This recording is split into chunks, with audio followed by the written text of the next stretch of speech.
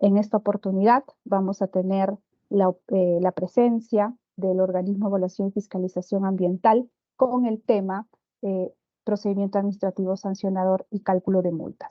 ¿Sí? Voy a presentarles yo rápidamente la agenda del día de hoy para que podamos verlo.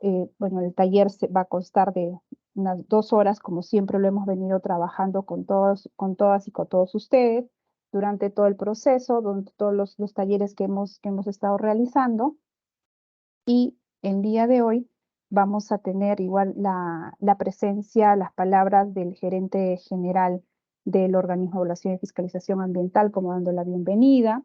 La presentación va a ser brindada por el economista Ricardo Machuca, que es el director de Fiscalización y Aplicación de Incentivos de la OEFA. Vamos a tener un cierto tiempo para algunas preguntas y el cierre del evento lo vamos a tener con la ingeniera Fabiola Viera, que es de la Agencia de Cooperación Internacional de Chile. Entonces, también quiero rápidamente indicarles que esta sesión va a ser grabada en cuanto le demos el pase a nuestra colega Gloria. Y si todos están de acuerdo, igual vamos a grabar para que también podamos colgar esto. Siempre los talleres están colgados en la página web de la red La FICA para que todos puedan también, si no han podido estar con sus colegas, puedan compartirlo.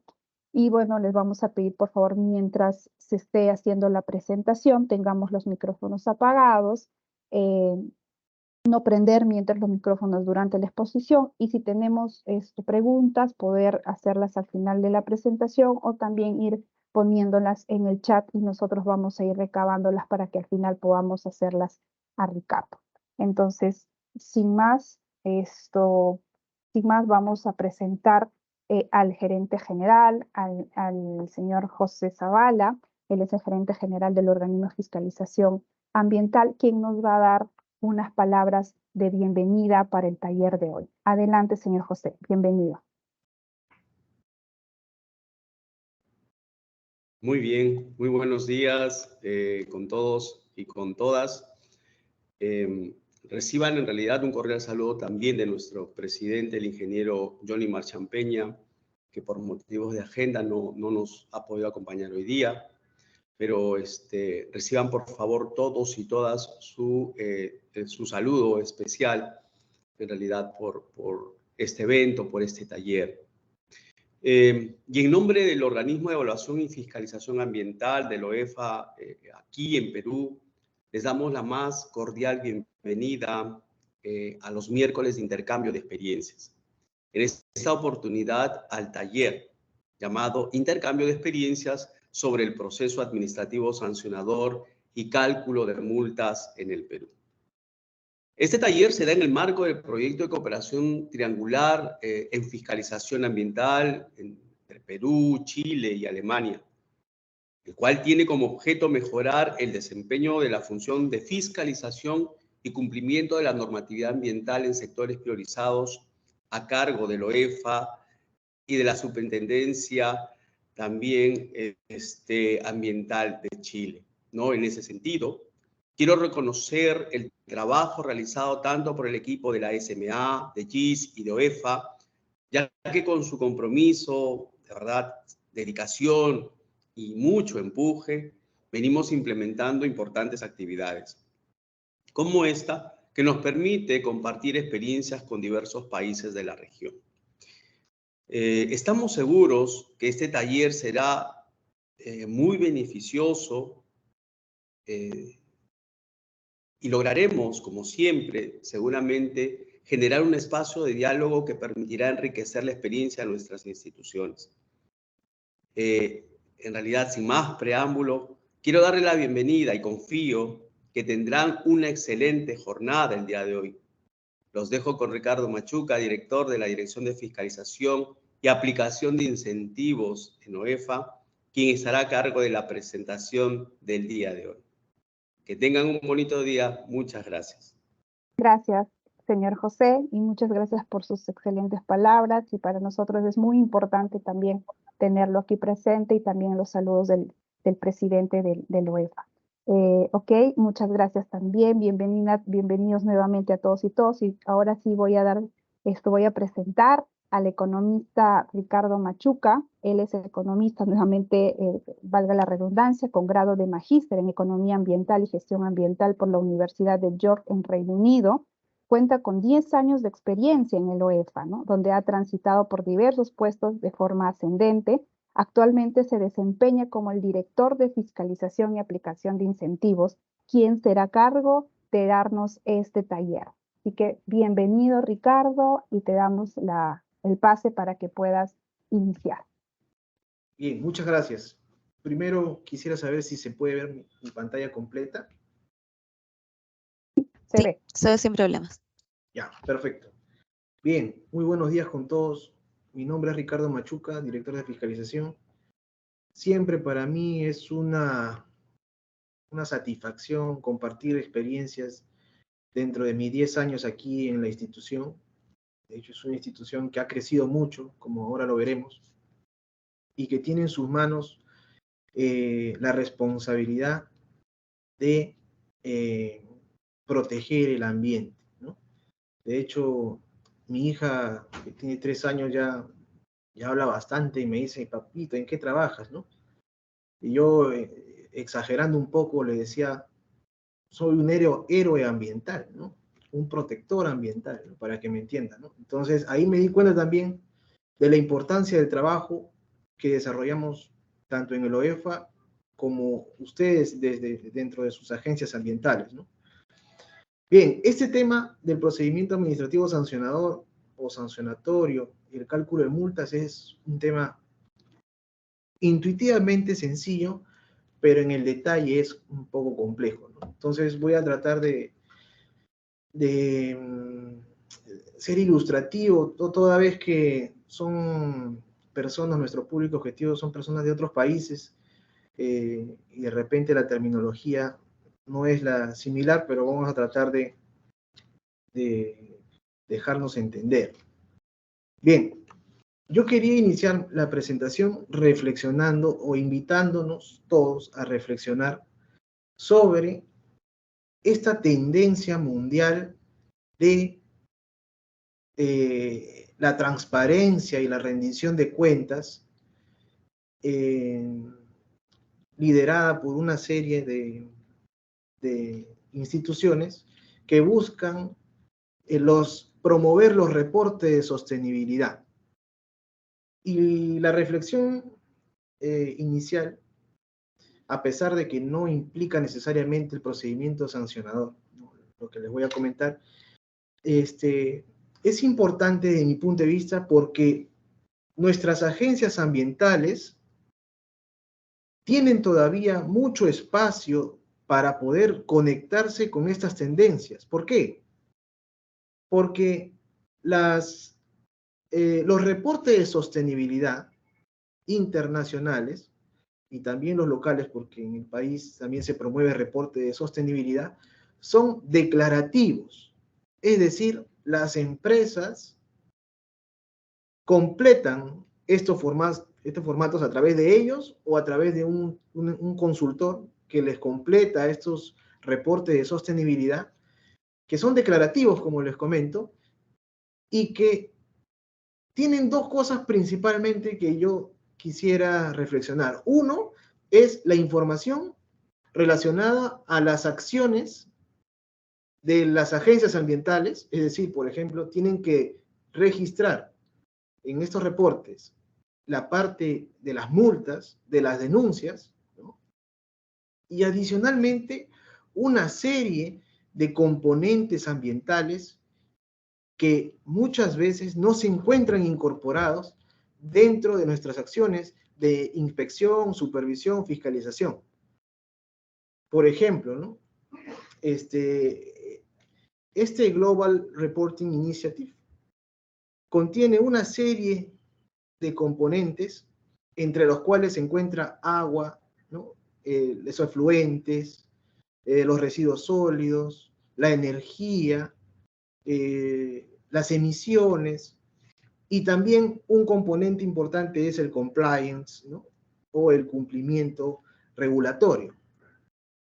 Pero aquí va la reflexión. Nuestras instituciones, nuestras supervisiones, nuestras inspecciones se alinean a estas tendencias de capturar información relacionada a agua, efluentes, residuos sólidos, energía, emisiones. ¿O necesitamos todavía hacer un ajuste en nuestros procesos para ir adecuándonos a estas tendencias? ¿Por qué lo digo? Porque estos reportes de sostenibilidad son voluntarios. No se revela toda la información que el Estado, con las agencias ambientales, produce o recolecta, ¿no? Es decir, aquí en el OEFA estamos ya, tenemos 15 años de creados, como señalaba nuestro presidente en una reunión anterior, estamos en plena adolescencia, pero en esta adolescencia que se caracteriza, ¿no?, por la rebeldía, ¿no? Nosotros queremos incorporarle la reflexión, ¿no? Un adolescente rebelde pero reflexivo, una cosa así. ¿Por qué?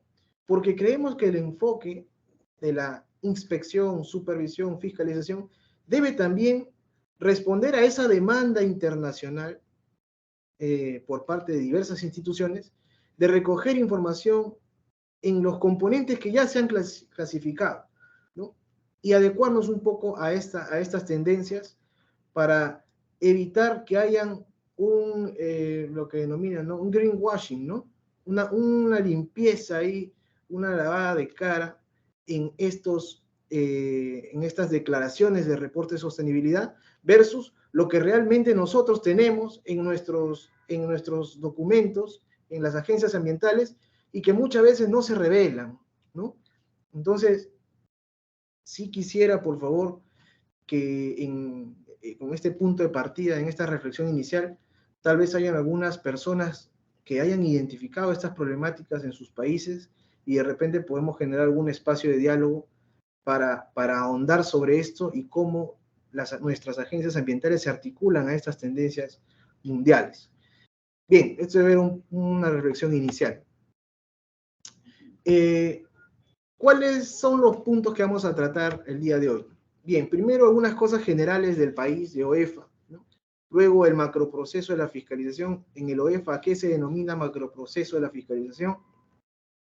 Luego entraremos ya a detalle referido al procedimiento sancionador, la metodología de multa y un componente al final de la metodología que es el daño ambiental. Son temas bastante amplios, pero que he preparado una presentación que espero cubra las expectativas de todos. Bien, el OEFA aquí en el país, en el Perú, es la fuente oficial de información respecto a supervisión y fiscalización, a inspecciones y los sancionatorios, ¿no?, como le llaman en diversos países, ¿no? Como les digo, a las supervisiones y a la fiscalización. Nosotros tenemos cobertura a nivel de todo el país, costa, sierra y selva, incluso en el mar, porque hay instalaciones, hay unidades operativas en el mar, principalmente petroleras. Tenemos presencia de mini OEFAs a nivel nacional, también en todos los departamentos, y tenemos competencias de fiscalización, de inspección, de supervisión en diversos sectores, que son 7, pero que en realidad representan muchas actividades y mucho más rubros, es decir, mucho más actividades muy detalladas, ¿no? Por ejemplo, el sector energía contiene los hidrocarburos mayores, la parte del petróleo, la comercialización de los hidrocarburos, la electricidad también. Entonces, el sector industria tiene azucareras, papeleras, cementeras, etc. Es decir, nuestra actividad tiene un alcance multisectorial. Y algo que hace complejo también nuestro trabajo es que muchas veces las empresas no solamente tienen una unidad operativa, sino tienen múltiples unidades operativas. Y no solamente en un lugar, sino que están por el norte, por el sur, por la selva, por la sierra, en el mar. Es decir, nuestro alcance, o sea, alcanzar a todas estas múltiples unidades operativas, analizarlas y obtener un desempeño de toda la empresa, se hace también una tarea bien retadora, ¿no? Entonces, cada sector tiene sus particularidades, cada sector tiene su normativa y a su vez hay normativas transversales, ¿no?, entre todos los sectores, y para nosotros siempre es un reto hacer nuestro trabajo y hacerlo bien, ¿no? Sobre todo, por ejemplo, le cuento hay una empresa minera que tiene 65 unidades fiscalizables en todo el país. Explota por un lado, explora por otro lado, está en cierre de minas en otro lado, está cerrando pasivos en otro lado. Se hace muy compleja nuestra actividad y seguramente en vuestras agencias ocurrirá lo mismo. ¿Cuál es la misión de la OEFA? Promover el cumplimiento. Necesitamos dirigir todo nuestro esfuerzo a promover el cumplimiento. A veces, esta promoción debería utilizar el garrote o zanahoria, ¿no?, dando cuenta siempre a los empresarios que el cumplimiento es un buen negocio para todos.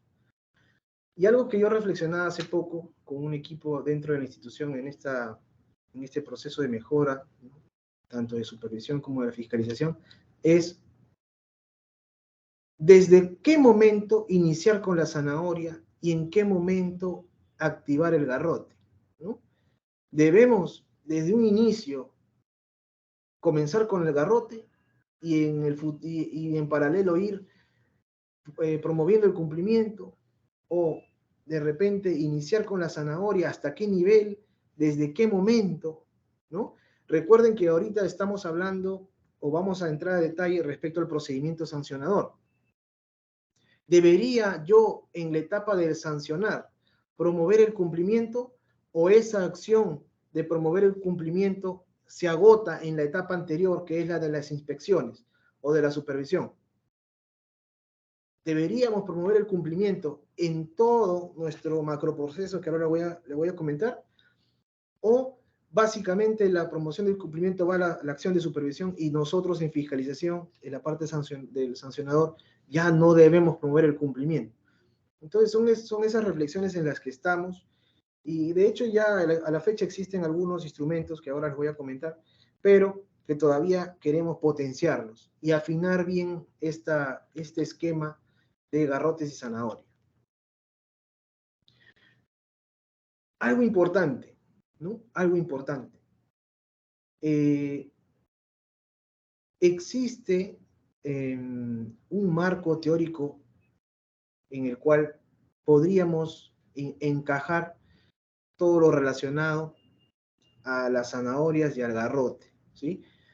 Y lo que yo quería mostrar acá es que si bien podemos ser permisivos, ¿no?, podemos promover voluntariamente el cumplimiento, también podríamos ser castigadores en algunas circunstancias. Y en algunas circunstancias excepcionales, con última ratio, ser sancionadores sin discreción. Es decir, que podríamos incluso cerrar, quebrar empresas para que éstas salgan del mercado en casos excepcionales. Por ejemplo, hace unos años, en el 2020, una empresa que transportaba hidrocarburos, ¿no?, la gasolina, explotó por una negligencia de la empresa, producto de que no habían hecho mantenimiento a algunas manijas, ¿no?, del combustible en el camión, y explotó y murieron alrededor de 34 personas, 2 manzanas o sea, las casas alrededor de la explosión se incendiaron, hubo mucha gente quemada. En esos escenarios, esta empresa debería seguir operando, ¿no? Debería seguir operando, esa es la reflexión. Le deberíamos dar otra oportunidad para que siga operando. Habría que verlo, ¿no? Habría que verlo y analizar dependiendo caso a caso. Pero no es que nuestro trabajo apunte a sancionar, esa no es la idea. Nuestro trabajo debería apuntar al cumplimiento, y ese cumplimiento debería orientarse en todas las etapas, desde la inspección hasta la fiscalización, hasta la última parte de la fiscalización, y eventualmente en un extremo ser muy sancionadores, incluso sin discreción, ¿no? Ahora, hay que saber emplear esas herramientas, y ese es el reto, ¿no? Bien, algo importante que también debemos tener en cuenta como un aspecto general es el efecto disuasivo que tiene la imposición de una sanción en el procedimiento sancionatorio respecto al comportamiento de las empresas pares, ¿no? Por ahí le dejo la fuente de este paper del 2021 de unos chinos, donde se desarrolla toda esta lógica del efecto disuasivo en la empresa y también el efecto disuasivo sobre pares, ¿no? Y eso es importante porque ahora esto se va a enlazar con esta lámina que les voy a comentar. Miren, este paper, que también es, desde mi punto de vista, es fundamental,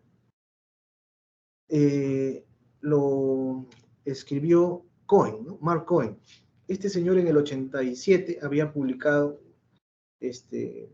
digamos, aplicando la parte ambiental de lo que Becker desarrolló en relación a las multas óptimas.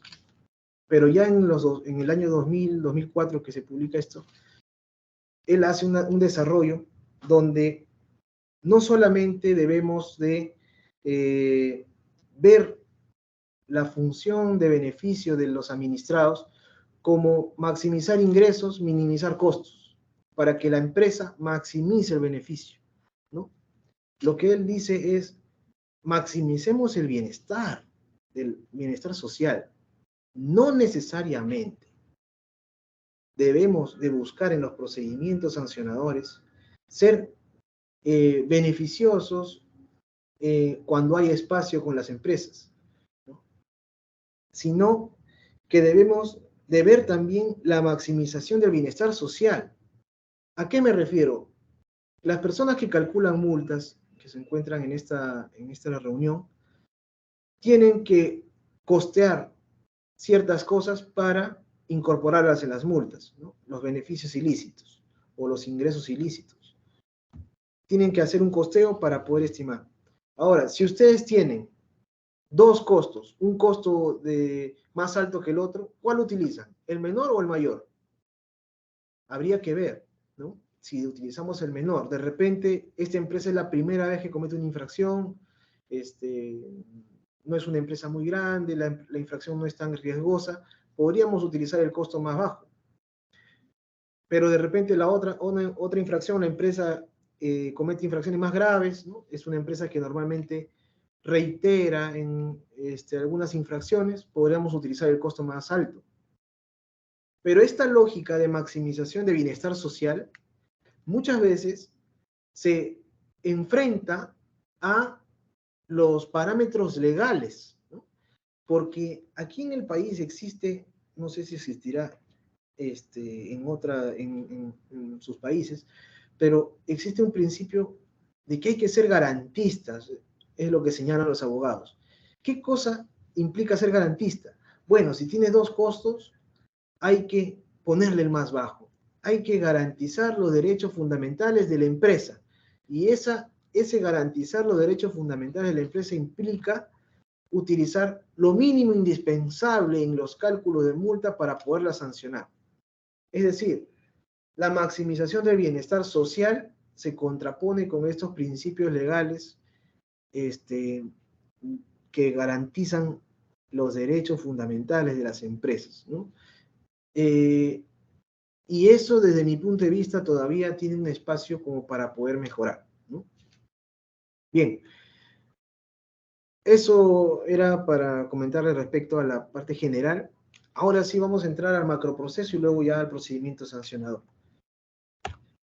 Bien, el macroproceso de la fiscalización ambiental vincula a la empresa, ¿no?, como unidad operativa, y en la medida que la empresa se va alejando, o sea, que el entorno se va alejando de la empresa, debería haber una influencia menor, ¿no?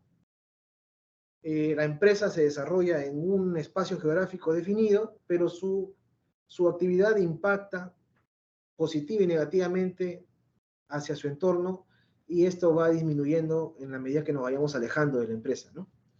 Bien, ¿por qué hago esta precisión? Porque la dirección de supervisión en el OEFA, es decir, aquellos que hacen las inspecciones, los que van a campo, la dirección de supervisión supervisa principalmente lo que está dentro de la unidad fiscalizable, ¿no? Los compromisos asumidos por la empresa y también las obligaciones que tiene una empresa dentro de la unidad productiva, dentro de la unidad fiscalizable de la empresa.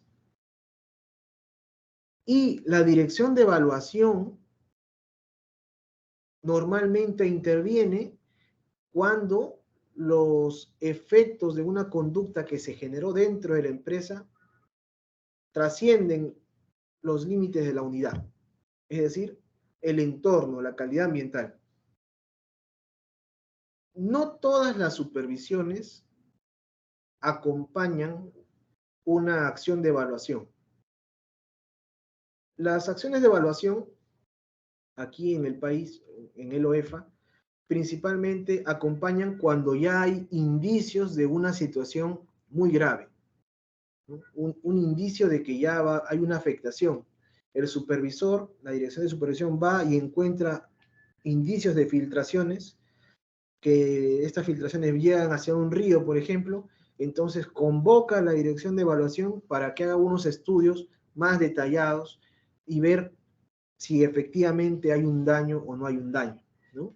Es decir, la acción de supervisión siempre se da, pero la acción de evaluación a veces, solamente cuando hayan cosas muy graves o indicios de cosas muy graves respecto a una unidad fiscalizable o una unidad productiva. Pero la única forma de que estos hallazgos, ¿no?, de estos presuntos incumplimientos que se detectan en la dirección de supervisión llegue al procedimiento sancionador o a la etapa de fiscalización es a través de supervisión. Es decir, ningún informe de evaluación llega directo a fiscalización. Siempre todos los informes de evaluación tienen que llegar a través de una supervisión, de la dirección de supervisión. Es decir, habrán acciones de supervisión que recomiendan el inicio de un procedimiento sancionador directo a la etapa de fiscalización, o también habrán informes de supervisión que refuerzan la parte del daño con la dirección de evaluación, pero el que nos envía a la etapa de fiscalización es la dirección de supervisión, ¿sí? Tenemos acá en el OEFA, tenemos 3 direcciones. La dirección de energía y minas, ¿no? Ahí está minería, electricidad, hidrocarburos, la comercialización de hidrocarburos. Tenemos la dirección de actividades productivas, donde se encuentran los sectores de industria, agricultura, principalmente, pesca, ¿no? Y también tenemos la dirección de infraestructura y servicios, que normalmente desarrolla supervisiones en rellenos sanitarios, ¿no? Principalmente a las consultoras también, a las consultoras que hacen los estudios de impacto ambiental, también supervisan esta dirección de infraestructura y servicios. Todos ellos elaboran informes de supervisión, y aquellos donde se encuentren presuntos incumplimientos a la normativa ambiental y a los compromisos de los administrados de las empresas, pasa a la etapa de fiscalización. Pero nosotros en esta etapa reflexiva en la que nos encontramos, creemos que no basta con analizar evaluación, supervisión, fiscalización, sino que debemos ir un poco más atrás. ¿Por qué? Porque a la fecha no existe en el país, en el Perú, una coordinación, un mecanismo que coordine, que articule la fiscalización, la supervisión con el proceso de licenciamiento de las empresas, ¿no? Y adicionalmente, este licenciamiento, ¿no?, debería recibir mejores insumos de las consultoras, de la empresa consultora que hace los estudios. Y adicionalmente, esto si vamos más atrás, los ministerios que promueven la inversión también deberían dar unas normativas que nos permitan tener un ingrediente ambiental dentro de toda la promoción de la inversión.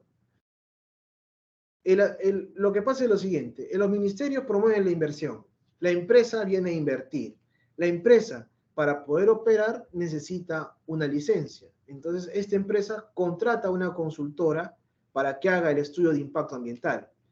Esta consultora hace el estudio de impacto ambiental y lo remite a la autoridad de licenciamiento. La autoridad de licenciamiento aprueba y recién ya entra competencia del OEFA para que esta empresa pueda ser supervisada.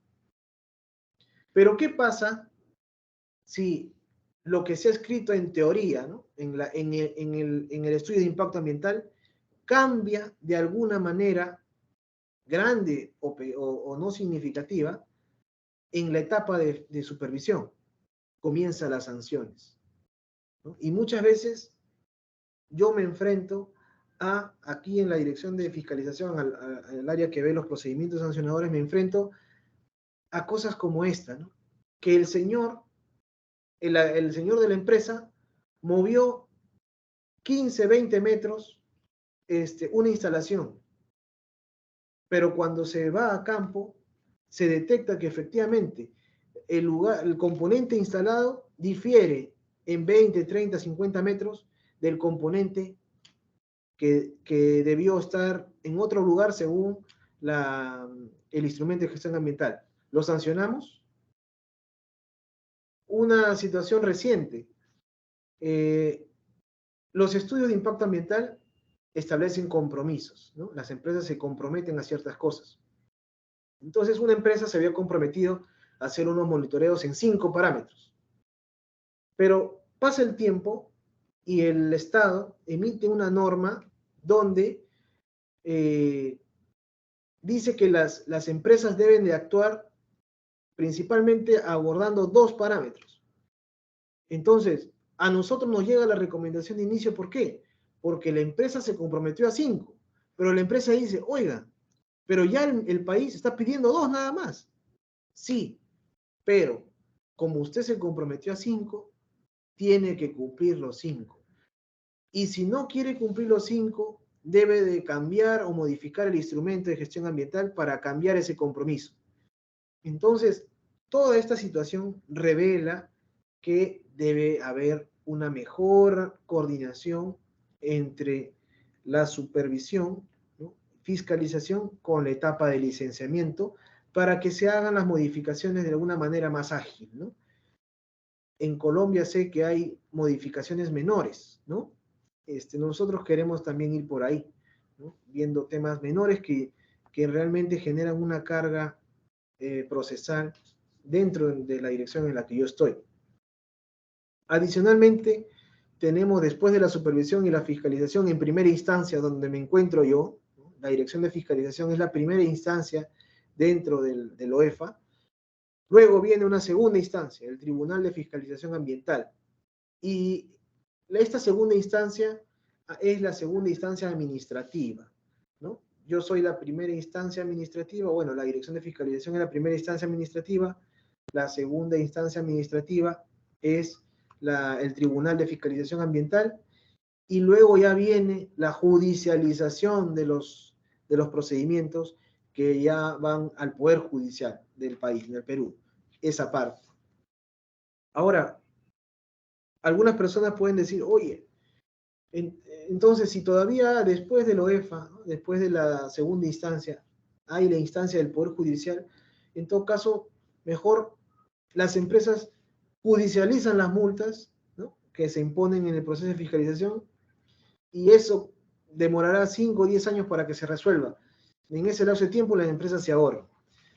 Podría dar la intuición de eso, pero en el país, al menos en la parte ambiental, ninguna empresa puede judicializar las multas sin antes haber interpuesto una carta fianza. ¿Qué cosa quiere decir una carta fianza? Es un respaldo, ¿no?, bancario respecto a la deuda. Si yo tengo una deuda, por ejemplo, de 100 UITs con OEFA y que no estoy de acuerdo con el procedimiento sancionador y quiero judicializar, pues voy a tener que ir al Poder Judicial con mi expediente para judicializar, pero también con mi carta fianza, en la cual le voy a decir al Poder Judicial, ok, mira, si yo pierdo contigo en el Poder Judicial, aquí está la carta fianza para que ese dinero vaya al OEFA, ¿no? Es decir, de alguna manera se garantiza que esa multa, en caso se gane en el Poder Judicial, vaya a la institución. Bueno, a los recursos del país, ¿no? Ahora, antes las multas impuestas por el OEFA iban a invertirse en la fiscalización ambiental, en la instalación de más estaciones de monitoreo continuo, ¿no?, diversas actividades de fiscalización. Ahora ya las multas pasan al Tesoro Público. Pero existe esa dinámica. Ahora alguien podría decir, sí, pero ¿cómo va, ¿no?, el ratio ahí de resultados en el Poder Judicial? Bueno, en el más del 90% de los casos nos da la razón el Poder Judicial, ¿no? De hecho, hay un porcentaje menor en el que se ha perdido, pero en general nos dan la razón y por lo tanto, de alguna manera, está, digamos, garantizado el hecho de que las multas al final regresen a la institución, ¿no? Bien. Ahora sí voy a comentarles rápidamente sobre el procedimiento sancionador. Miren, nosotros aquí en la etapa del procedimiento sancionador en la primera instancia administrativa de la OEFA, recibimos, como les decía, los informes de supervisión de la parte de las inspecciones con recomendaciones de inicio de procedimiento sancionador. Una vez que nosotros recibimos los expedientes, lo que nosotros debemos de buscar en primera instancia a lo largo de todo nuestro procedimiento es ser justos. Ser justos implica ser puntuales en nuestras reuniones con el administrado. No entrar a las reuniones con celulares. Darle un tiempo razonable para que el administrado pueda exponer sus argumentos. Saber escuchar, que es fundamental en este tipo de reuniones, y seguir promoviendo el cumplimiento, ¿no? Esto que le comento parece menor, pero es importante para lograr legitimidad frente a la ciudadanía, ¿no? Un procedimiento justo o una justicia procedimental, como se denomina la literatura. Adicionalmente, también debemos buscar ser justos al momento de sancionar. Tenemos unas metodologías para calcular las sanciones. Esta metodología, puedo decirlo, que es, al menos las multas que se calculan en el OEFA, son las más detalladas del país, ¿no? Las más detalladas del país. Ni una institución reguladora acá en el país detalla tanto las multas como el OEFA. Situación que yo no estoy de acuerdo del todo, ¿no? Yo creo que no necesitamos ser tan exageradamente detallados para poder imponer una sanción, y más bien deberíamos ser más expeditivos y predecibles las sanciones, obviamente sacrificando el detalle, pero siendo más predecible, y desde mi punto de vista vengo impulsando esto acá en la institución. He tenido algunas conversaciones con la SMA sobre la metodología, y si por ahí alguien de la región está interesado en también hacer más ágil el asunto de la determinación de las multas, yo estoy completamente abierto para tener reuniones puntualmente para abordar este asunto, ¿no? Nosotros ya tenemos trabajado un esquema, pero nos falta todavía institucionalizarlo formalmente, ¿no? Pero bueno, entonces necesitamos ser justos. A mayor gravedad, mayor multa. A menor gravedad, menor multa. Y también debemos ver por la justicia restaurativa. ¿Qué quiere decir? Si producto de la actividad empresarial se daña alguna zona, se desaparece, por ejemplo, una laguna, como ocurrió hace muchos años, se desaparece una laguna, hay que restaurar esta laguna, ¿no? Hay que tratar de restaurar los componentes ambientales a lo que se tenía antes. Ahora, alguien puede decir, ¿no? Oye, pero nunca va a volver todo a la misma normalidad, ¿no? Ahí hay que ver este asunto con la parte técnica. Es decir, cuando se desaparece una laguna y se restaura, ¿no? Y se hace otra, lo que hay es un daño temporal. Es decir, desde que se desapareció la laguna hasta que esa laguna se restablece en todos sus componentes, va a pasar, no sé, 100, 50, 80, 200, 250 años. Normalmente ya hablando de 200, 250 años ya es a perpetuidad el daño, ¿no? Pero dependiendo del caso, habría que ver también si esta restauración se da en 2 años, 3 años, 1 año, 6 meses, 5 años, 20 años, dependiendo del caso. Pero ese daño temporal, ¿no? Ese daño temporal debería incluirse en la sanción, ¿no? Ahora vamos a conversar de eso, pero imaginemos un derrame de petróleo. El administrado tiene todo el derecho de exponer sus argumentos con nosotros. Nosotros debemos de escucharlos, no debemos deformarlos, ¿no? Hay un concepto que se denomina deformación profesional. Uno se deforma en la medida que va realizando una actividad constantemente, ¿no? El médico se deforma al momento, por ejemplo, de dar una noticia, ¿no? Yo tengo un familiar médico que habla de la muerte con mucha ligereza, ¿no? Y a veces a uno lo extraña, ¿no? Y justamente ya este señor, pues ya por el ejercicio profesional que tiene, está deformado, ¿no? Entonces, nosotros también debemos de evitar deformarnos, ¿no? Bien, ahora, ¿le corresponderá una sanción producto del derrame? Sí, perfecto, se le sanciona, pero también el señor debe de revertir los efectos que ha ocasionado, ¿no? Los efectos negativos ambientales que ha ocasionado, a través de medidas correctivas, ¿no? Medidas de corrección, medidas correctivas, dentro del procedimiento sancionador que también imponemos, ¿no? Es decir, la multa y la correctiva van en paralelo. Yo no escojo, a este le pongo correctiva y a este a veces lo sanciono, ¿no? No. Sanción siempre, procedimiento justo siempre. Siempre que haya cosas que corregir, que restaurar, activo la parte de la corrección. Pero si no hay cosas que restaurar, básicamente es el procedimiento justo y la justicia restaurativa. Bien.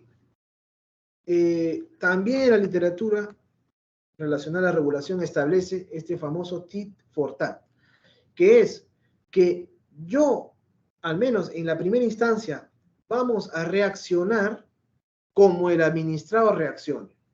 Es decir, si el administrado reconoce su responsabilidad y acepta que tuvo un error y se somete, digamos, a las decisiones razonables de la dirección, ¿no? De la dirección de fiscalización, nosotros deberíamos no ser tan duros con la sanción, ¿no? Sentar un precedente, sí. Declarar responsabilidad, sí. pero de repente la sanción no debería ser tan alta como aquel que ofrece resistencia en el procedimiento sancionador. Es decir, debemos de buscar una estrategia cooperativa dentro del procedimiento sancionador donde reconozcamos que siempre estamos en una variable latente, el error, ¿no? El error es una variable latente siempre. Y el administrado podría reconocerlo y buscar la corrección inmediatamente, y eso debería ser valorado en los procedimientos sancionadores. Pero si el administrado es un administrador resistente, también deberíamos activar unos mecanismos para poder ser más duros con él. En el procedimiento sancionador, al menos aquí en el OEFA, tenemos dos autoridades, la autoridad instructora y la autoridad decisora. La autoridad instructora es la que recibe el informe de supervisión, procesa la documentación e impulsa el inicio del procedimiento sancionador a través de una resolución subdirectoral. A través de esta resolución subdirectoral. En esta resolución subdirectoral se inicia el procedimiento sancionador. Luego, la misma autoridad instructora emite un informe final de instrucción. Y en este informe final de instrucción, la autoridad debe de incluir una propuesta de multa, ¿no? Legalmente estamos obligados a siempre notificar la responsabilidad del administrado con el cálculo de la sanción, pero este cálculo viene en el informe final de instrucción, no en el inicio, no aquí en la resolución subdirectoral. Legalmente debemos incluirlo acá. Y una vez que el administrado ya ve, ¿no?, la cuantía de la multa que se le va a imponer y los hechos que el OEFA desarrolla para acreditar su incumplimiento, el administrado tiene la posibilidad de remitirnos descargos, ¿no?, o alegatos. Y finalmente, la autoridad decisora emite la resolución directoral con la cual se culmina en la primera instancia, imponiéndose, como les decía, sanciones y correctivas o simplemente sanciones, ¿no?, en el caso que no haya nada que revertir. Entonces, hablemos de los actos administrativos en el procedimiento sancionador, es lo que yo les he comentado. Inicias con una resolución subdirectoral, en el medio tenemos el informe final de instrucción y en la parte final la resolución directoral. También hay una etapa recursiva dentro de la primera instancia en la que se puede reconsiderar. Es decir, yo emito una resolución directoral y el administrado en 15 días podría pedir una reconsideración a partir de una nueva prueba que no se haya visto en el procedimiento sancionador. Ahora, todos los hechos que se detecten en el área de supervisión deben de estar vinculados a un tipo infractor. Y este tipo infractor debe de estar también asociado a un tope de multa, ¿no? Entonces, así se articulan estos actos administrativos. Hablemos un poco de los plazos. Miren, yo inicio el procedimiento sancionador hoy y tengo que esperar 20 días hábiles para poder emitir el siguiente acto, que es el informe final de instrucción con el cálculo de la multa. Luego, una vez emitido el informe final de instrucción con el cálculo de la multa, el administrado tiene 10 días hábiles para emitir su descargo, sus alegatos, y en caso que él quiera ampliar 5 días más, también es factible acceder a esa petición, ¿no? 10 más 5. 10 obligatoriamente y 5 opcionales en caso el administrado los pida. Y luego de eso ya se emite la resolución directoral que da fin a la primera instancia. Un aspecto importante aquí es que al día de hoy ninguna tipificación del OEFA tiene tope mínimo. Tiene tope máximo, pero no mínimo. A pesar de que si ustedes buscan en la web van a encontrar tipificaciones antiguas donde se establece rangos como esta, ¿no? Hay unos rangos en las tipificaciones. Ya en el 2020-21, inicios del 21, se emite una resolución de Consejo Directivo donde accedemos a las recomendaciones OCDE y nos dicen que no coloquemos topes mínimos, ¿no? Un piso de sanción no hay. Solamente nos vamos al tope máximo de la sanción. Y acá un tema importante, que la vez pasada conversábamos con la SMA de Chile. Nosotros podemos sancionar legalmente hasta 30.000 UITs. 30.000 UITs son más o menos 40 millones de dólares. Más o menos debemos de calcular por ahí. Si a alguien le gusta un poco hacer un poco de números, una UIT, una unidad impositiva tributaria, equivale en este año 2023 a 4.950 soles, ¿no? Entonces, o lo que es equivalente en Chile a la UTA, ¿no? Es 4.950 soles. 30.000 UITs por estos 4.950 soles, el tipo de cambio en el país está por $1, 3 soles 75, 3 soles 78. Entonces, por ahí salen los 40 millones de dólares. Pero que podamos normativamente imponer las 30.000 UITs, ¿no? O los 40 millones de dólares, no quiere decir que todos los tipos infractores se pueda poner las 30.000 UITs. No, hay una graduación de los topes en función a la normativa existente, ¿no? Es un tema que se puede detallar más, pero básicamente es eso, ¿no? El tope es 30.000 UITs, 40 millones de dólares. En todos los casos no podemos poner ese tope, porque es un tope y eso está asociado a las actividades que no tienen permiso para operar, no tienen instrumentos de gestión ambiental. A esas se les pone hasta 30.000 UITs. En todas las demás va bajando, hasta 15.000, hasta 10.000, hasta 8.000, hasta 2.000 y así. Plazos que tenemos, plazos de control, llamémoslo así. Desde que se detecta la infracción, yo tengo que resolver el caso en 4 años. Si no resuelvo el caso en 4 años, prescribe el caso. Pero en esos 4 años, yo podría iniciar el procedimiento sancionador y tengo 9 meses para concluirlos. Es decir, una vez iniciado el procedimiento, tengo 9 meses para concluirlo. Si no lo concluyo, lo puedo volver a iniciar, pero lo voy a iniciar tantas veces como llegue los 4 años, ¿no? Normalmente no ocurre eso, ¿no? Nosotros iniciamos el procedimiento, acabamos el procedimiento en 6 meses, en 4 meses, en 8 meses. Eventualmente hemos sacado algunas resoluciones de caducidad y lo hemos podido volver a iniciar, ¿no? Porque estamos dentro del plazo de la prescripción. Algunos beneficios, como les decía, hay algunos beneficios para promover el cumplimiento o agilizar la tramitación de los expedientes. Uno de ellos es el reconocimiento de responsabilidad, otro es el pronto pago, otro es la no confiscatoriedad y otra es el tiempo de incumplimiento, la corrección. Le voy a explicar uno por uno. Bien, esta barra verde implica la etapa desde que se inició hasta que se emite el informe final de instrucción.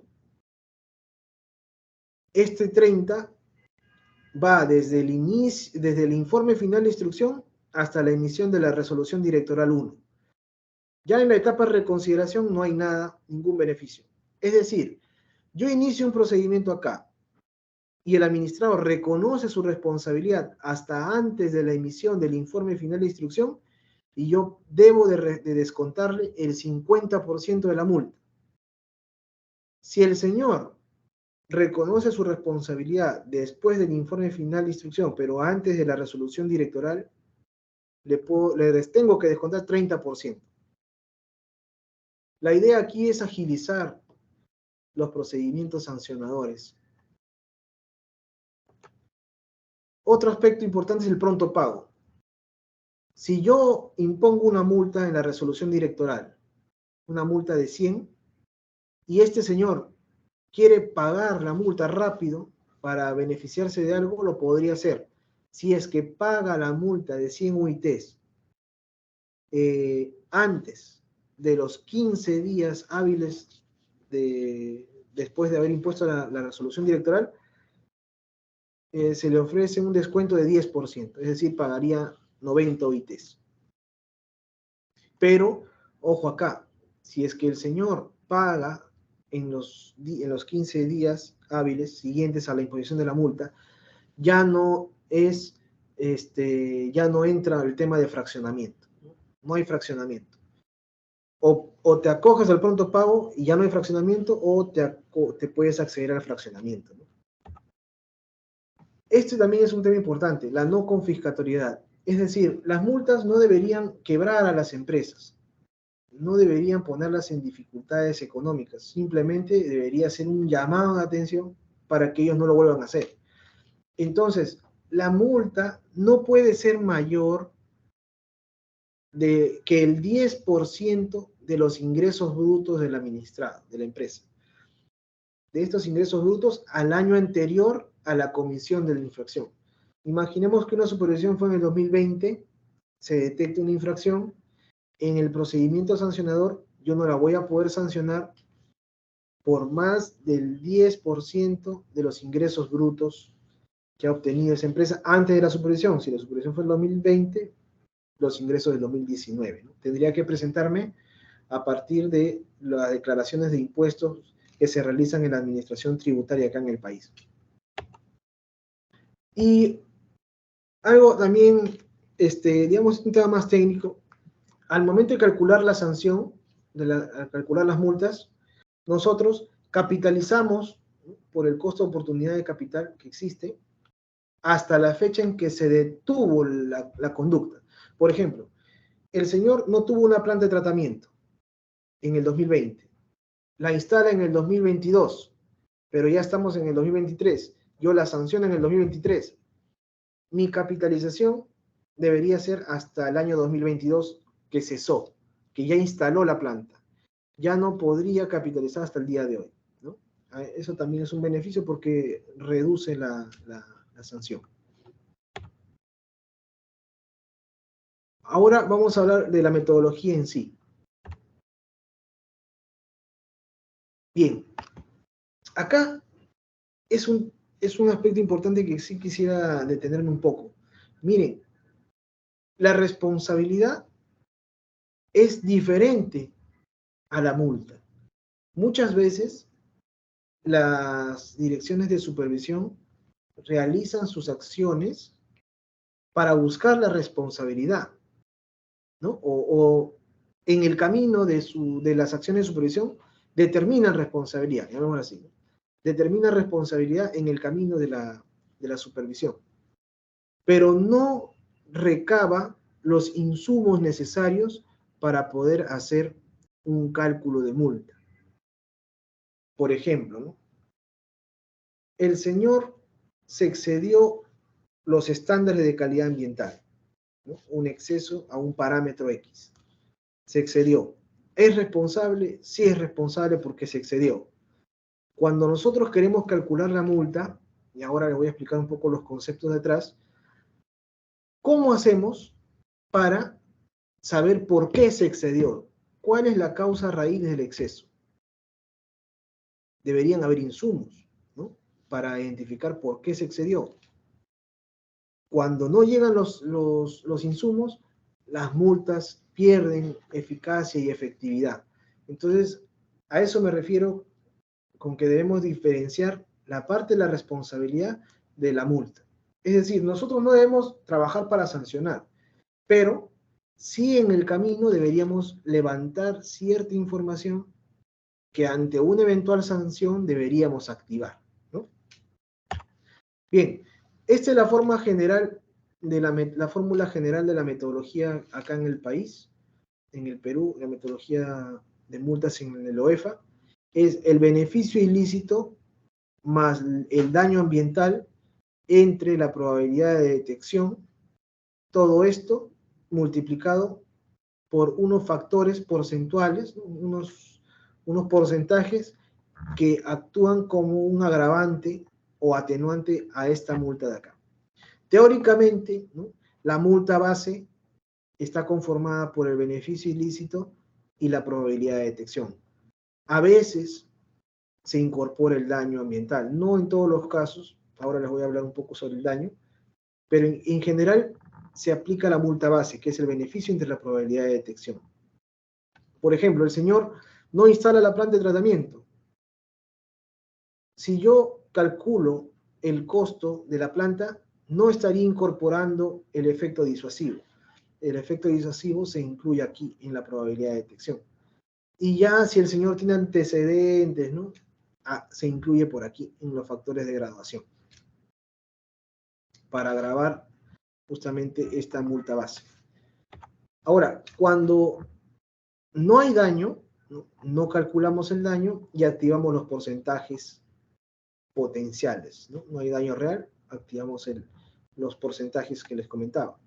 Pero ya cuando hay daño, ya dejamos de activar porcentajes y vamos a hacer la valoración del daño, ¿no?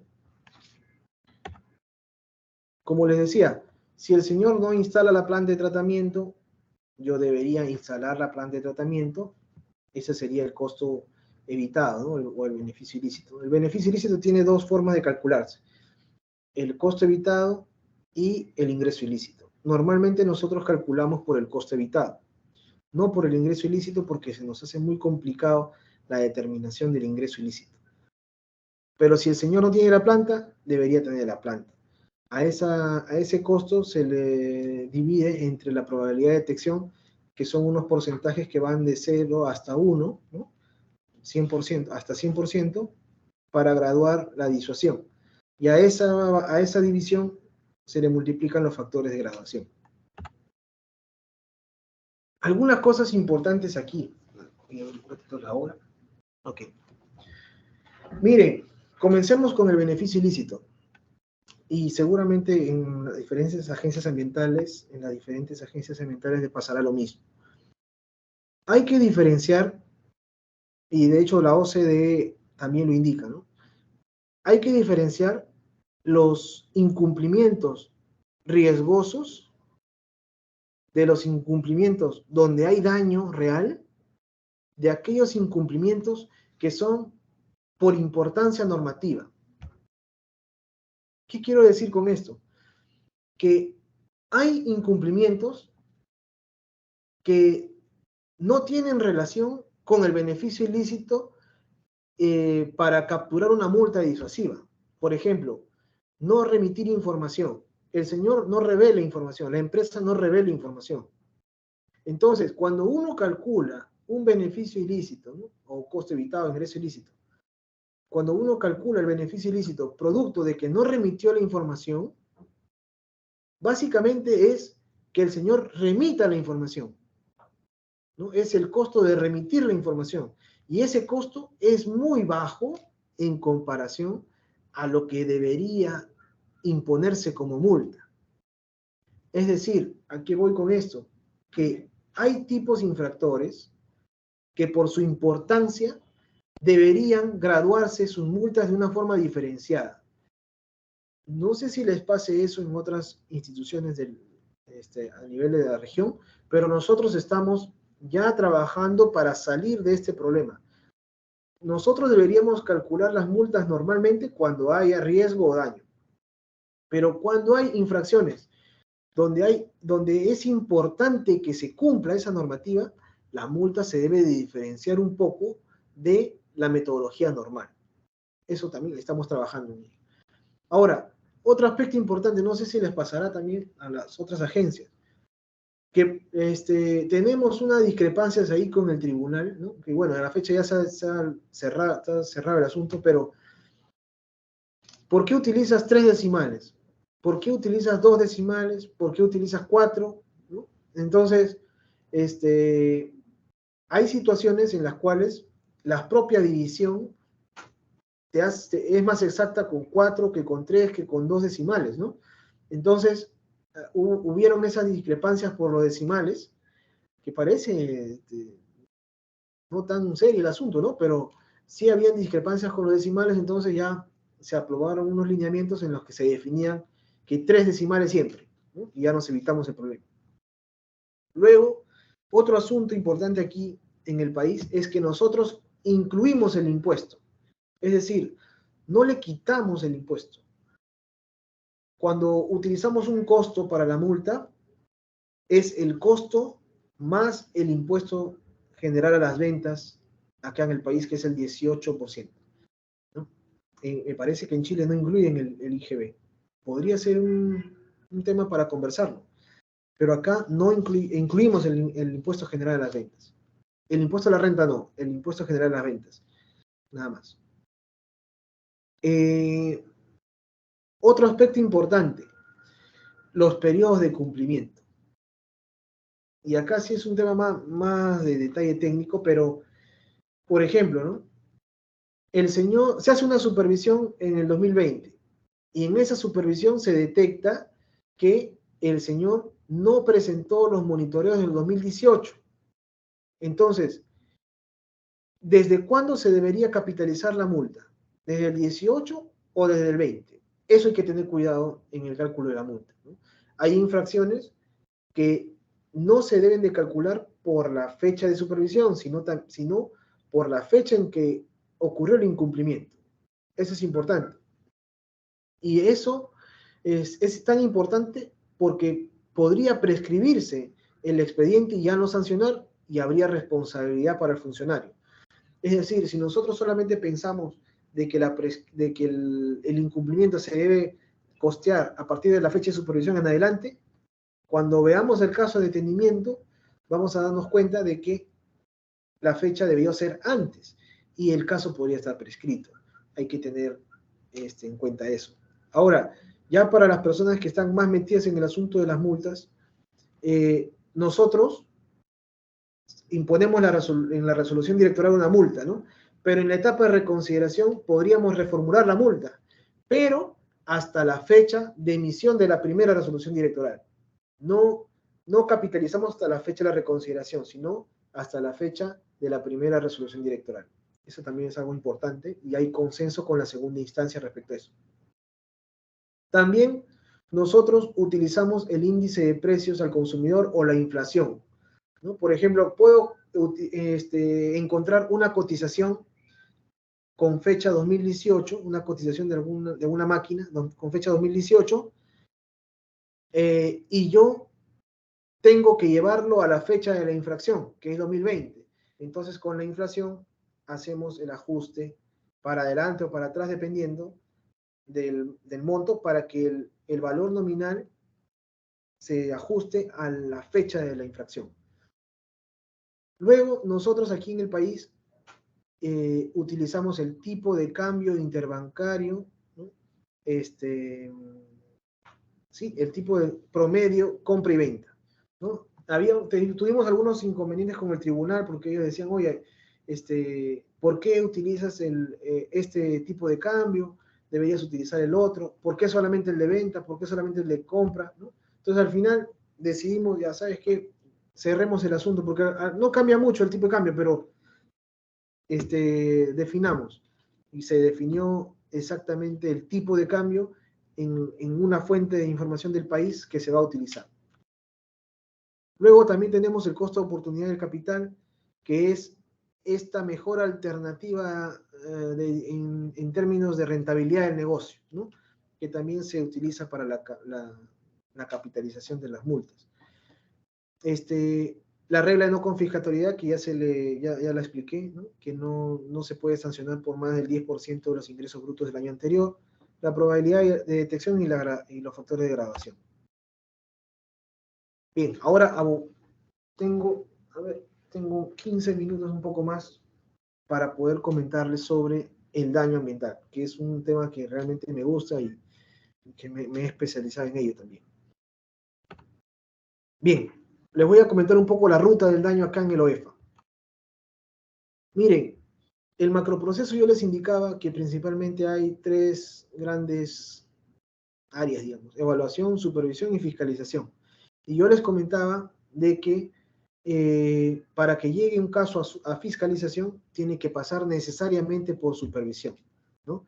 Pero en el caso del daño ambiental, si bien tiene que pasar de supervisión a fiscalización, a la fecha el trabajo con mayor coordinación respecto al daño se está dando entre fiscalización y evaluación, porque evaluación, como les decía, es el área encargada de ver estos casos complejos, ¿no? Donde sí se necesita un mayor nivel de análisis. Entonces acá hay unos trabajos de campo de 6, 8, un año, ¿no? Dependiendo de la complejidad del asunto, le hacen unas radiografías a las relaveras, a diversos componentes, ¿no? Hay una serie de trabajo bastante técnico, con la finalidad de ver si es que hay daño o no hay daño. Y siendo sinceros, hemos cojeado en la institución respecto a la determinación del daño, y por eso no ha habido casos, no ha habido más de 2 casos en los cuales se haya calculado el daño ambiental. Porque los insumos, ¿no? Como les comentaba, este asunto de la responsabilidad y la sanción, los insumos no vienen como para hacer el cálculo del daño. Ahora yo les voy a explicar más o menos cómo estamos coordinando. Pero antes de entrar a este asunto del daño, diferenciemos un poco qué cosa es impacto ambiental, qué cosa es daño ambiental y qué vamos a entender por valoración económica, ¿sí? No son lo mismo. Hay diferenciación y nosotros estamos trabajando para que dentro de nuestros equipos se logre diferenciar claramente este asunto del impacto ambiental, el daño ambiental y la valoración económica, y que trabajemos para construir información que nos permita finalmente imponer una sanción óptima o apuntar hacia ello cuando sea necesario. Entonces, por ejemplo, imaginemos que se vierte una botella de aceite de 1 litro en un río de un caudal grande, ¿no? De todas maneras, en ese acto va a haber un impacto ambiental, pero no necesariamente va a haber un daño ambiental. Va a haber daño ambiental cuando la población o los componentes ambientales se vean acreditadamente afectados, y ahí va a haber un daño, ¿no?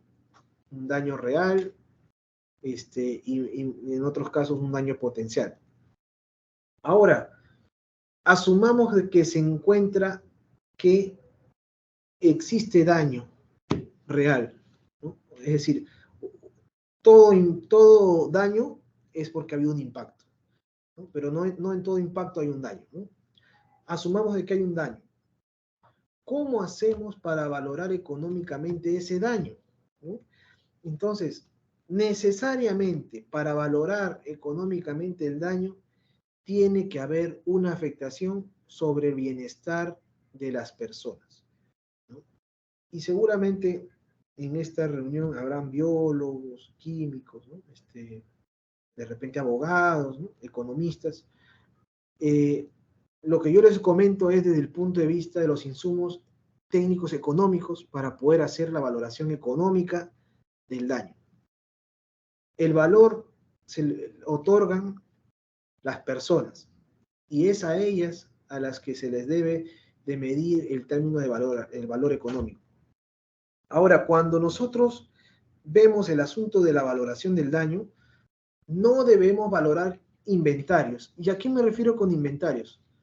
No deberíamos valorar el león, el oso, el tucán, el tapir. O sea, las especies no se deben de valorar. Lo que debemos valorar es el efecto, el cambio en el bienestar producto de la situación que dañó. El cambio en el bienestar de las personas, ¿no? No el inventario. Yo he visto algunas metodologías para calcular el daño. De hecho, el jueves hay un evento internacional sobre cálculo de una valoración económica de la biodiversidad, y valoran inventario, valoran las especies. Acá en el país hay una institución, me parece que es CERFOR o SINFOR, que en su metodología incluye también que cuando, por ejemplo, hay un daño hacia un oso, el asunto se incrementa en 500 soles, o sea, $100. cuando hay una afectación en un ave X, se incremente en $50, en $30. Desde mi punto de vista, eso no es correcto en términos técnicos, económicos para un informe. Podría ser correcto para un tema administrativo, ¿no? Un tema de multas administrativas como es en nuestro caso. De repente es una medida como para agravar un hecho, ¿no? Pero no se debería valorar económicamente las especies individualizadamente, sino lo que busca la valoración económica es ver cambios en el bienestar, y hacia eso debemos apuntar a partir de las herramientas que existen. Bien, entonces, todo esto que les comento es nuevo aquí en la dirección, en la institución, y debemos articular mejor, comprendernos mejor entre todas las diversas especialidades que existen, ¿no? Entre el abogado, el economista, el biólogo, el químico, el ingeniero, ¿no? Hay que organizadamente trabajar para poder construir evidencia, ¿no? Bien, yo aquí quisiera tomar unos minutos para hablar justamente de la parte de evaluación y la parte de la fiscalización y cómo estamos trabajando para ver los insumos en el daño. Este es un caso real, no vamos a decir la empresa minera, pero es una empresa minera, ¿no? Que a la hora que realiza su explotación económica utiliza explosiones, ¿no? Hace explosiones, y el instrumento de gestión ambiental no contempla medidas de mitigación acorde a lo que pasa en la realidad, ¿no? Porque yo justo les decía que los instrumentos de gestión ambiental se aprueban antes de que opere, ¿no? Preventivamente, se aprueban antes, pero ya en la práctica ocurren otras cosas. Entonces, en este trabajo, desde mi punto de vista, es fundamental, es importantísimo lo que hemos venido haciendo desde la OEFA, que dentro de unos meses seguramente vamos a tener algo más concreto ya para exponer a la sociedad. Pero producto de estas explosiones, el material particulado se suspende y tiene un alcance diferente al alcance que se modeló en el instrumento de gestión ambiental, ¿no? Ahora, ya la Dirección de Evaluación ha acreditado presencia. A ver, ¿cuál es la cadena de toxicidad, no? Ocurre la explosión, el material particulado se suspende, cae sobre pasto natural. La población tiene ganado, el ganado come el pasto natural y se ha encontrado presencia de metales pesados en el estómago de los animales al momento de hacer el análisis. Adicionalmente, la pluma del viento, ¿no? del material particulado va en una zona diferente a la zona que se mapeó en el instrumento de gestión ambiental. Es más, el instrumento de gestión ambiental indica de que no pueden hacer una valoración económica del daño, de los impactos ambientales, porque todos los impactos son positivos. La minera genera todo full impactos positivos. No hay impactos negativos que valorar. Bien, con este análisis que se viene haciendo desde evaluación y fiscalización, pues estamos trabajando y hemos encontrado evidencias de que no es así, ¿no? No es así. Bien, pero ¿cuál es el problema? La Dirección de Evaluación aquí ha ido a hacer un trabajo de campo de un par de meses, en el cual ha levantado información, ¿no? Y evidentemente, como yo le decía, ¿no? La responsabilidad. Es altamente probable que exista responsabilidad. Y de hecho los estudios que están elaborando la Dirección de Evaluación lo acreditan así. Pero acá viene el asunto. Primero, ese material particulado que está suspendido en el aire, ¿en qué porcentaje le corresponde a esta empresa? Bueno, en este caso está entre el 92 y 95%, todo ese material particulado le corresponde a la empresa. El otro 5%, 7% es referido a los camiones que no son de la empresa, sino transitan regularmente por ahí. Bien, ok. Esa información no estaba en en el informe, por ejemplo, ¿no? Bien, otra cosa. ¿Cuánto ha sido el tiempo de exposición de esa zona respecto a ese material particulado? No ha sido en los 2 meses que han hecho el trabajo de campo. Esto viene de muchísimos años atrás. ¿Cuántos años? Bueno, desde el 2012 que comenzó a operar la empresa. Y antes había otra empresa, es decir, la empresa cambió de nombre. Y nosotros no podemos ya sancionar a la que se fue, ¿no? Porque ya no existe.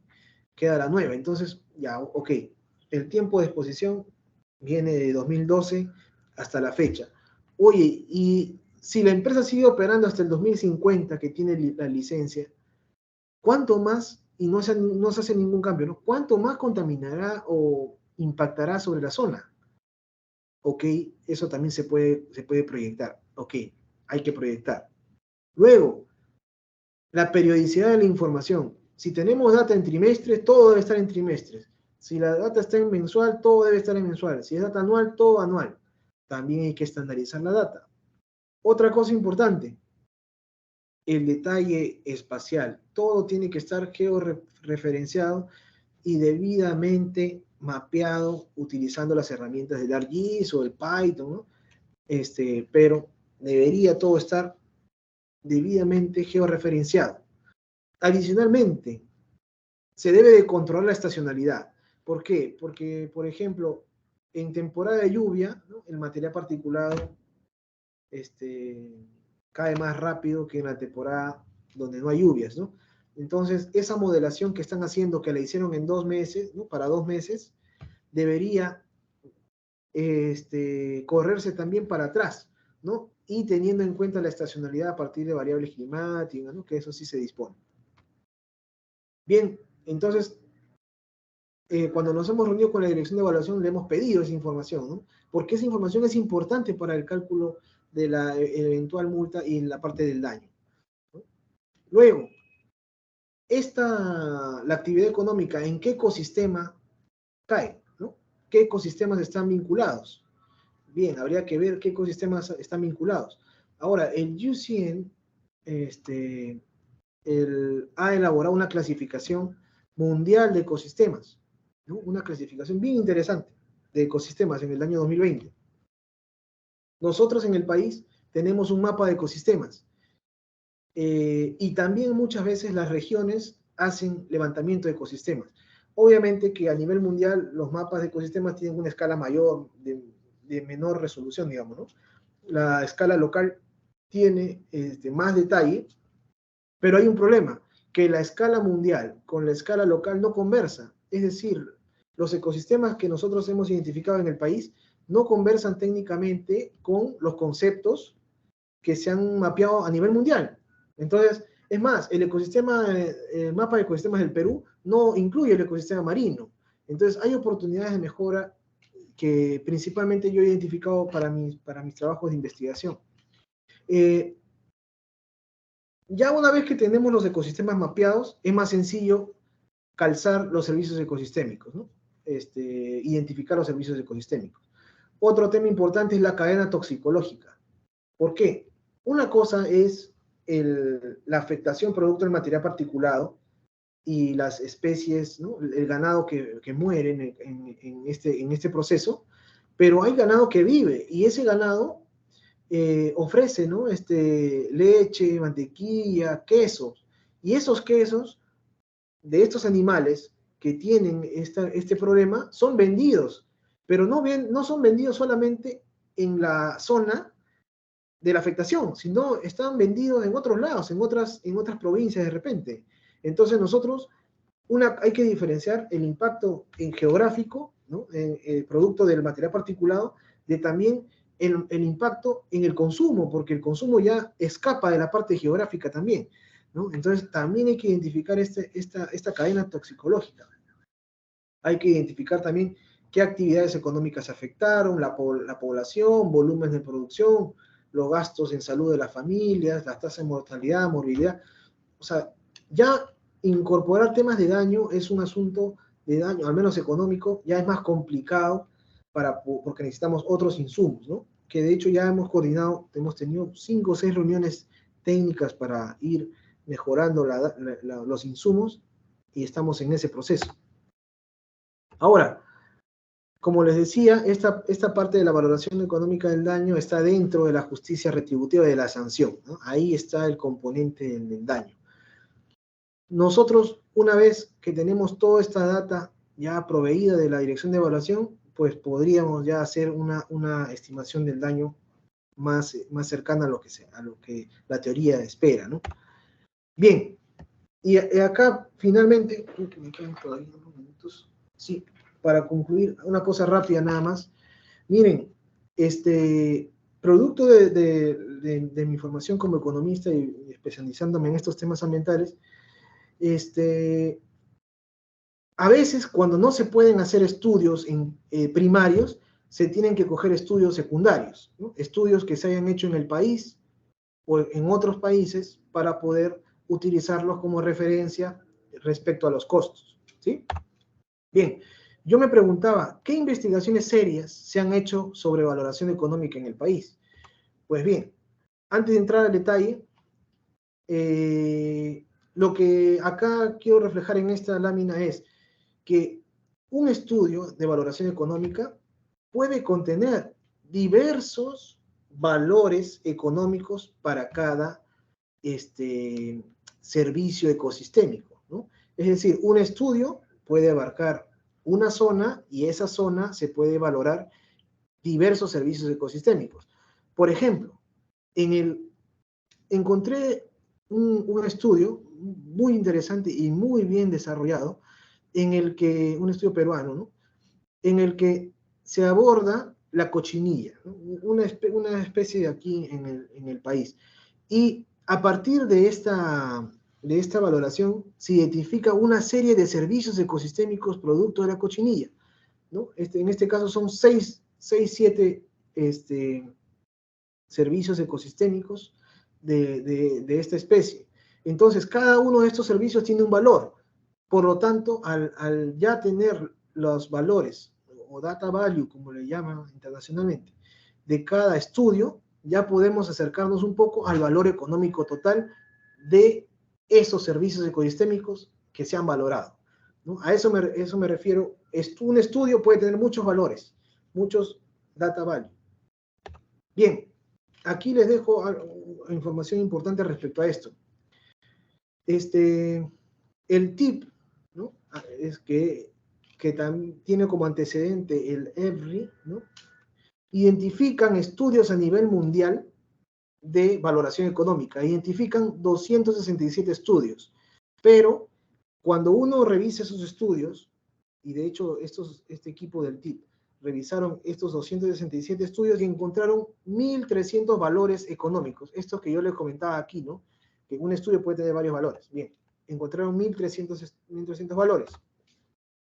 Ahora, a nivel internacional, la base más grande, ¿no?, de información a nivel mundial la tiene esta ESBD.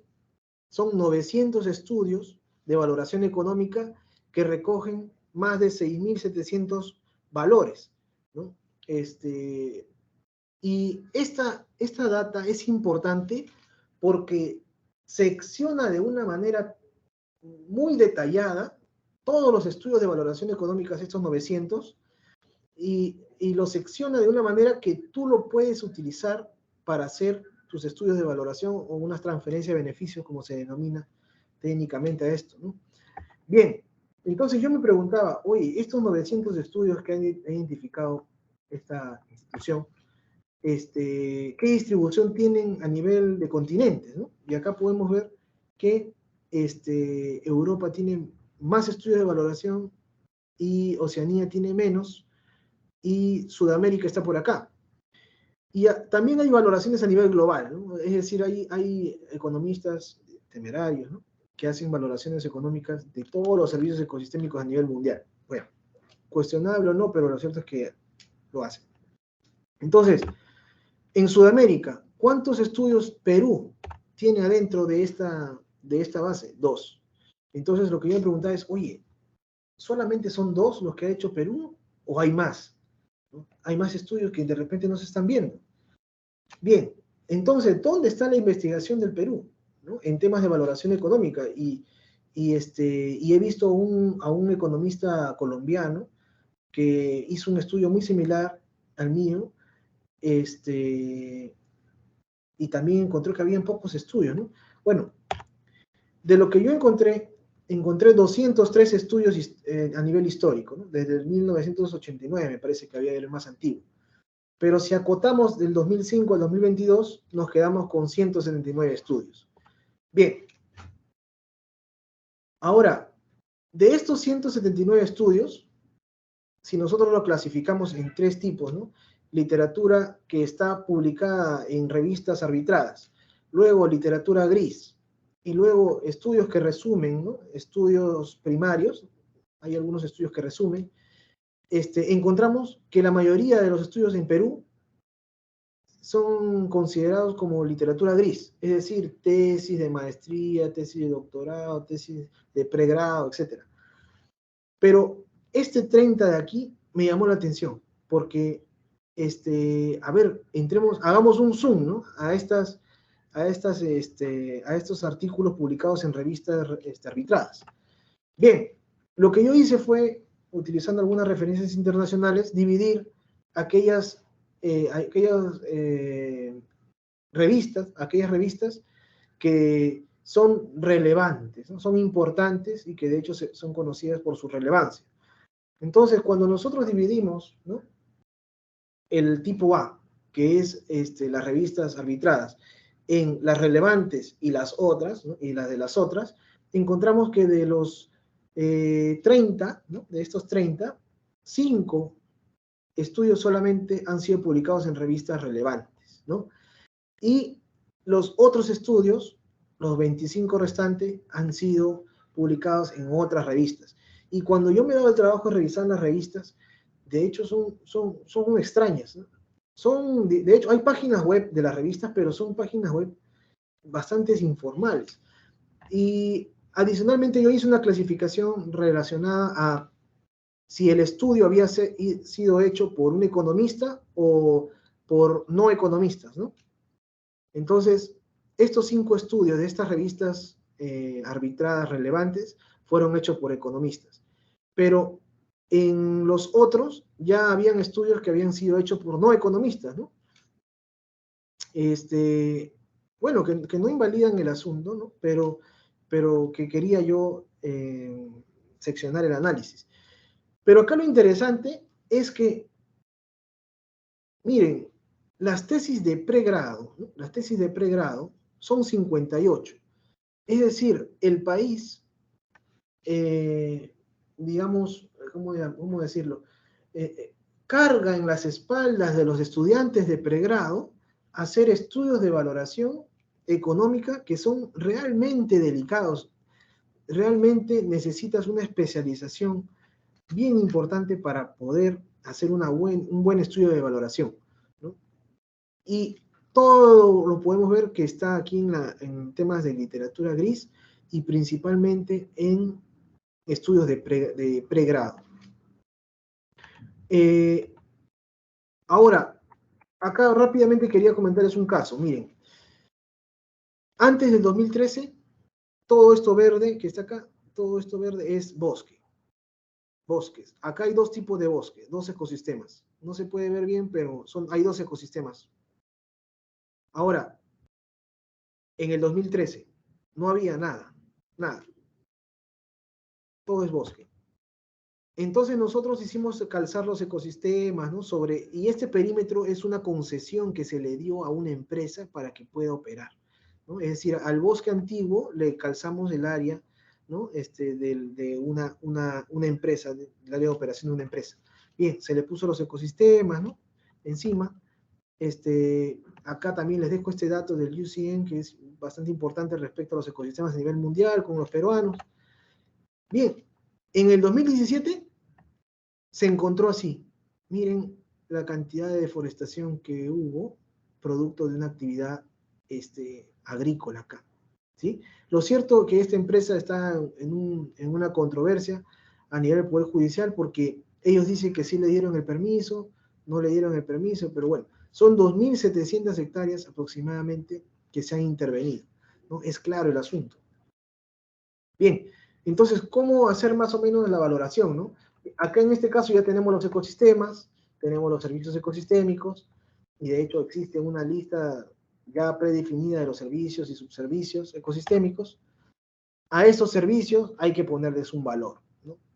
Ya pueden utilizar estudios internacionales de revistas importantes, o también estudios publicados en revistas locales, pero hay que hacer una revisión del estudio y validar por qué, ¿no? ¿Por qué ese estudio debemos de considerarlo? Porque es bueno, ¿no?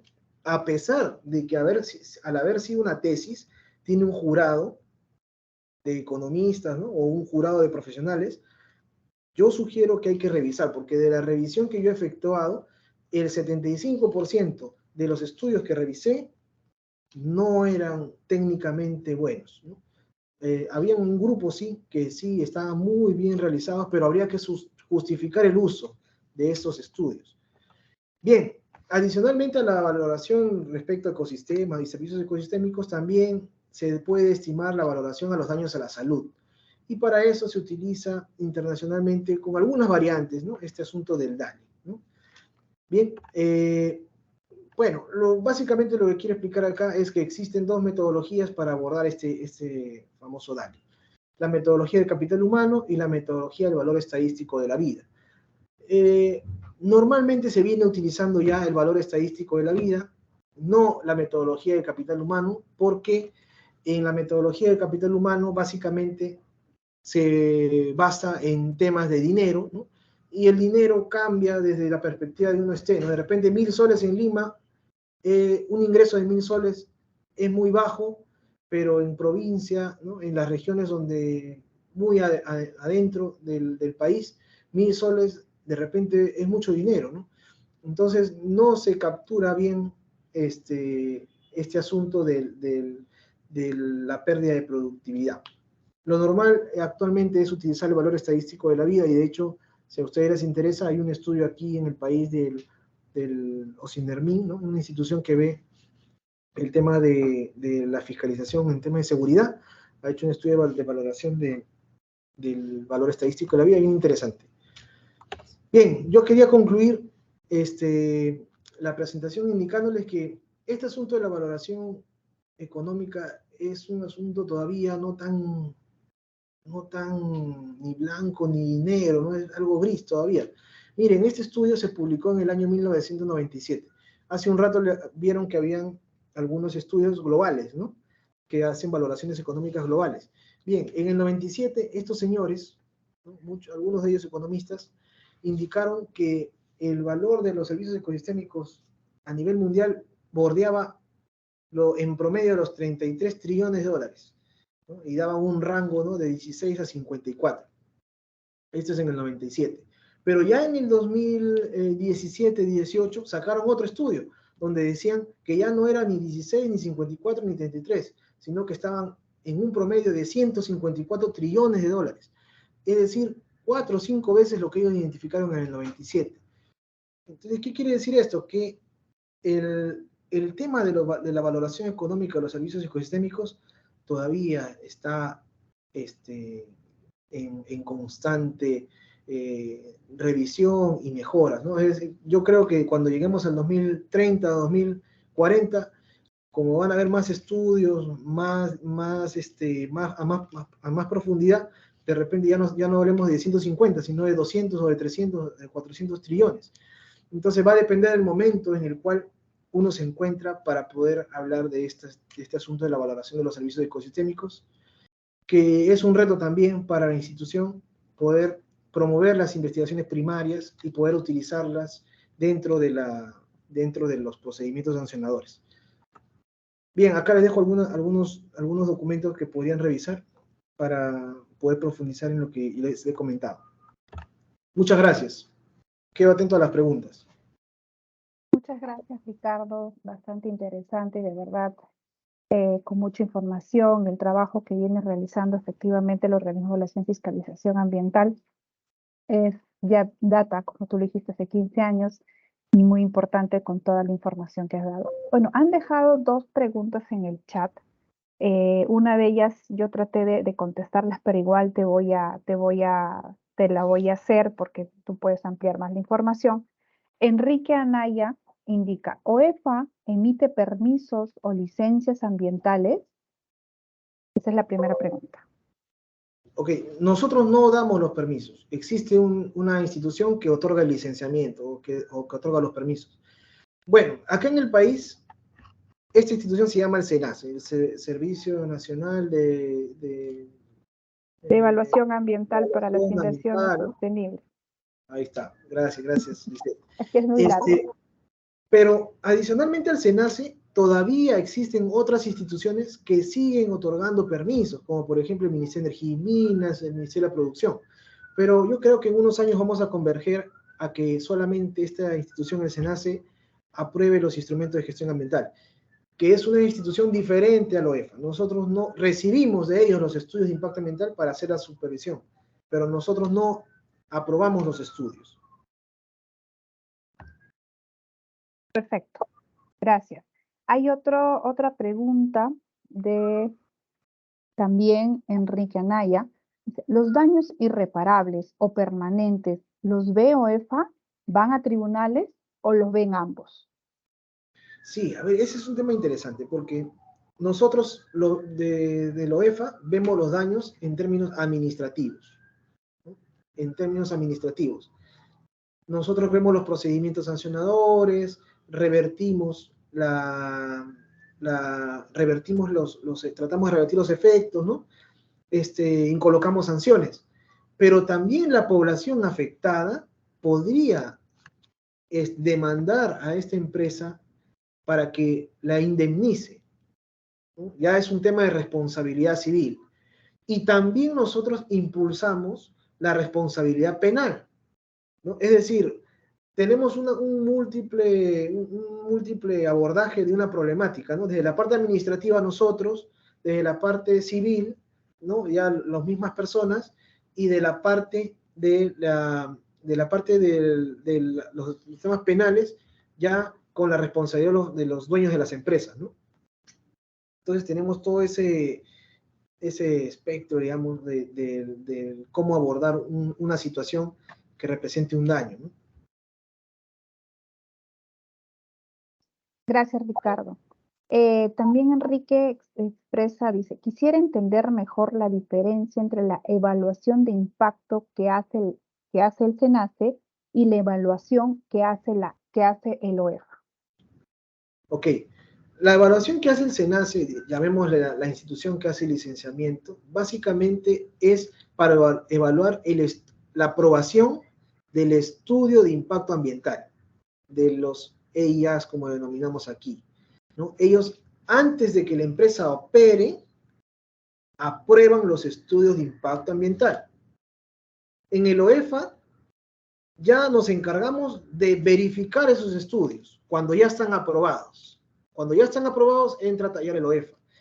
Y cuando ya la empresa está caminando con el estudio aprobado y se encuentran algunas situaciones de daño ambiental o indicios de daño ambiental, entra la dirección de evaluación a evaluar la calidad ambiental dentro del área, ¿no? Del área que involucra el estudio de impacto ambiental, ¿no? Esa es más o menos la lógica. Ahora, la dirección de evaluación también tiene otras competencias, ¿no? Hacer talleres participativos con las empresas, evaluación temprana, ¿no? Pero como estamos hablando del procedimiento sancionador, la intervención del área de evaluación va como un insumo para ver la acreditación de alguna afectación grave al ambiente. De repente ahí también, Ricardo, poder un poco complementar lo que indicas.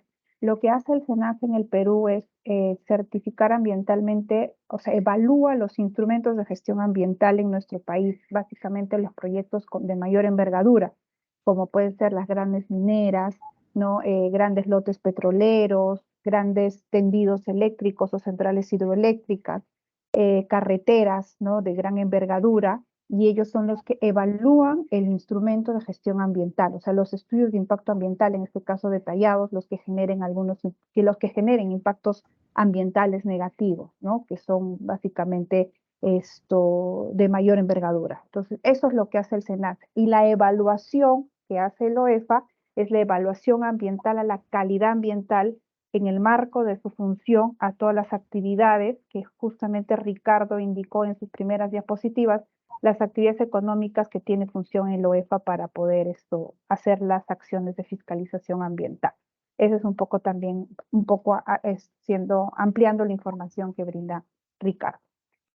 Bueno, no tenemos más preguntas en el chat, solamente una indicación, un pedido de una de las colegas sobre que podríamos proyectar la última diapositiva donde se ven los libros, pero ya le indiqué que vamos a compartir tu presentación tanto a los correos y también, bueno, va a estar colgada el video de este taller, va a estar colgado en la página web de la red La FICA para mayor por si acaso, para que le puedan tomar foto.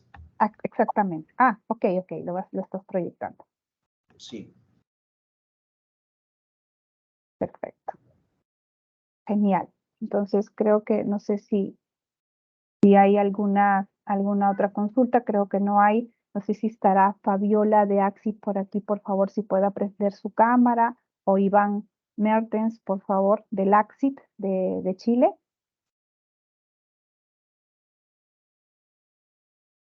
Si podría prender su cámara, su micrófono.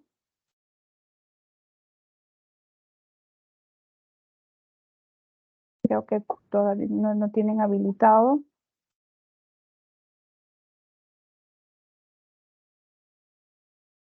Bueno, no hay ningún problema. Entonces, bueno, nuevamente, Ricardo, en nombre del proyecto de cooperación triangular, en nombre de la SMA también, en nombre de todos los colegas que están aquí presentes, agradecerte mucho. Bueno, y también siempre nosotros estamos bastante en contacto, bueno, la presidencia pretémpore que tiene actualmente la red La FICA la tenemos en la SMA de Chile, entonces cualquier consulta, cualquier duda, si queremos ampliar también la información que Ricardo hoy nos ha brindado, podríamos igual generar otros talleres en el marco. Nosotros dentro del proyecto hemos creado estos miércoles de intercambios de experiencias para poder brindarles mayor información, y por qué no, ustedes también como países podrían escribir esto. Gloria, de repente puedas dejar tu correo en el chat para poder brindarnos ustedes también alguna experiencia que ustedes, o intercambio de experiencias de acuerdo a las funciones de fiscalización de cada país. Así que yo les agradezco muchísimo. Gracias a todos y todas por este día, y bueno, que tengan un lindo miércoles y una linda semana también. Muchísimas gracias a todos. Hasta luego. Gracias, Ricardo. Muy amable. Chao, gracias, Gloria, por todo también. Listo. Bye, bye. Me sumo a los agradecimientos, Lisette. Gracias a todos por su participación y muchas gracias, Ricardo, por la presentación, que estuvo excelente. Sí, Listo. muchos agradecimientos en el chat.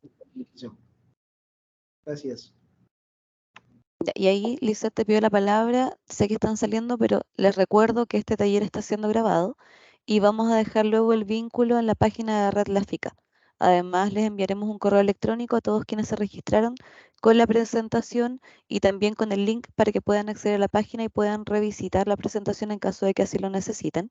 Y también reiterar lo que acaba de señalar Lisette, que en caso de que requieran o, por ejemplo, quisieran proponer algún taller para estos miércoles de intercambio de experiencias, estamos súper interesados en ellos y podemos realizarlo en conjunto y con tiempo. Así que muy agradecida, Lisette, nuevamente. Muchas gracias por todo. Gracias, hasta luego. Cuídense.